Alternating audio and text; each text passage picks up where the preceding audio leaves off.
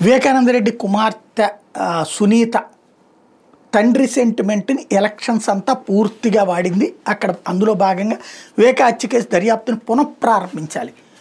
ఎన్నిసార్లు ప్రారంభించాలో అర్థం కాదు.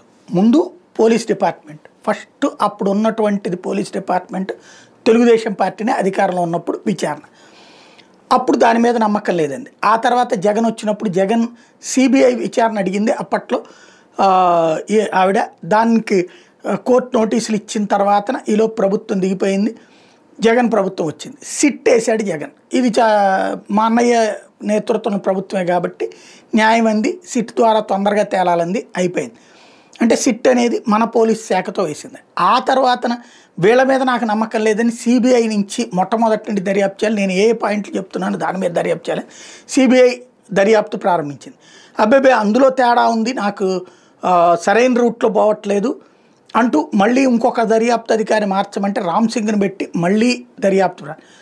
ఈ ఆవిడ కోరుకునేటటువంటిది అప్పట్లో ఇప్పట్లో ఏంటంటే తన జోలికి రాకూడదు, ఆస్తికి సంబంధించి తన తండ్రి వేరే పెళ్లి చేసుకున్నాడు అన్న విషయం బయటికి రాకూడదు, వాళ్ళకు ఒక అబ్బాయి పుట్టాడన్న విషయం బయటికి రాకూడదు. అలాగే అక్కడ ఒక డాక్యుమెంట్ తీసుకోవడం కోసమే అతన్ని అన్నిసార్లు చంపారు.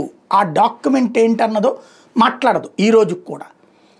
దాన్ని మర్డర్ ఫర్ గెయినా లేకపోతే మర్డర్ ఫర్ పాలిటిక్స్ అన్నటువంటి కోణంలో ప్రొజెక్ట్ చేసుకుంటూ వస్తుంది. ఇప్పుడు తాజాగా మరొకసారి మళ్ళీ దర్యాప్తును పునఃప్రారంభించాలి అంటోంది. సుప్రీంకోర్టు పర్యవేక్షణ సిబిఐ చేసిన దర్యాప్తు ఇంకోసారి పునఃప్రారంభించాలంటే ఐక్యరాజ్య సమితి ద్వారాను లేకపోతే అమెరికాకి సంబంధించినటువంటి సిఐఏ ద్వారా దర్యాప్తు చేయించాలి. బేసిక్గా ఒకటే, దారి తప్పింది దర్యాప్తు నిజం.